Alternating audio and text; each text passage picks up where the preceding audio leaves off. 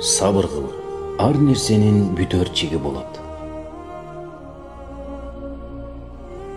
Ирияттагы падыша Абдулазиздин атын алып жүргөн чоң мечитте урматтуу шейхтерибиздин бири менен жума намаз окууну жараткан бешениме жазыптыр. Шейх саат 11 чамасында мечитке келди да 10 рекеттей нафил намаз окуду. Намазын бүтүп жанындагыларга салам айтты. Оң тарагында элем саламына алек алдым.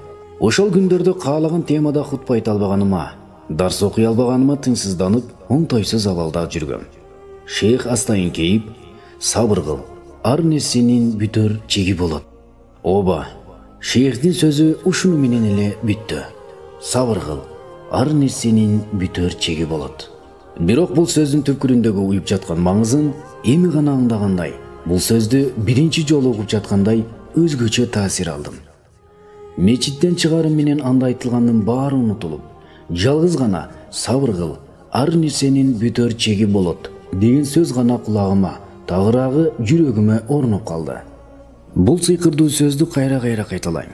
Кайталаган сайын акыйкаты көзүм элестейт. Чын эле, ар нерсенин бүтөр чеги бар эмеспи? Көйгөй канчалык көпкө созулбасын, бир күнү чечилет. Ачкачылык, оору, жакырчылык, карыз, түрмө жана башка толгон токой маселелер.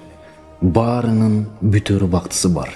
Анан бүтөр замат мунун баары тескерисине, тагыраагы кайгы кубанычка, ачкачылык токчулукка, оору саламаттыкка, жокчулук бардарчылыкка, карызга батуу карыздан кутулууга, түрмөдө олтуруу түрмөдөн чыгууга айланат. Кыскасын айтканда, түбү келип күлкү менен шаттыкка курчалат. Урматтуу ага ини жана эже карындаштарым, эгер башыңарга кандайдыр бир балээ келсе, сабыр кылгыла. Аныгы ар бир иштин бүтөр чеги бар. Түн канчалык узун болбосун, таңдын атышы менен өз өкүмүн аяктайт. Таң жаңы кийим кийип келет. Сүйүнүч, кубаныч, нур, жарыктык баары эми башталат. Аркан канчалык бышык болбосун, анын да үзүлө турчу убагы бар. Көйгөй чечилет. Кыйынчылык жеңилдейт. Машакат күндөр да тез эле өтүп кетет. Сабыр сактай билгиле. Кыйынчылыкта сабыр сактоонун өзү ибадат. Ар бир нерсенин бүтөр чеги болот. Ар бир нерсенин бүтөр чеги болоруна ишенүү Алладан жакшылыкты үмүт кылууга, үмүтсүздүктөн арылууга, Алланын ырайымын табууга тарбиялайт. Эч качан унутпа, чынында ар нерсенин бүтөр чеги болот. Бул эрежени жөнөкөй адамдан уккан жокмун. Жашы 90го таяп калган, өмүр арабасын татаал жолдон тартып өткөн алым, имам, данышман, үгүтчү адамдан уктум. Ал бул сөздү жашоонун бизге көрүнбөгөн көмүскө жагын көргөндөн кийин айтып жатат.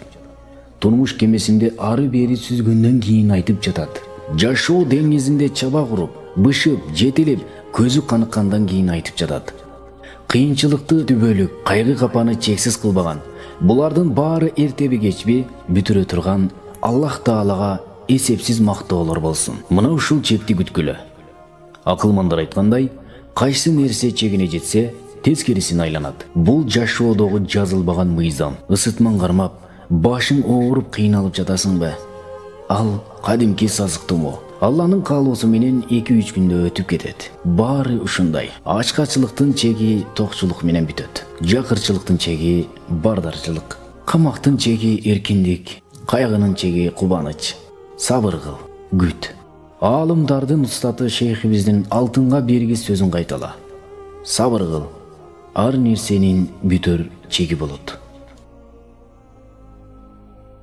Бул окуя Бакыттын сырын ачтым аттуу китептен алынды.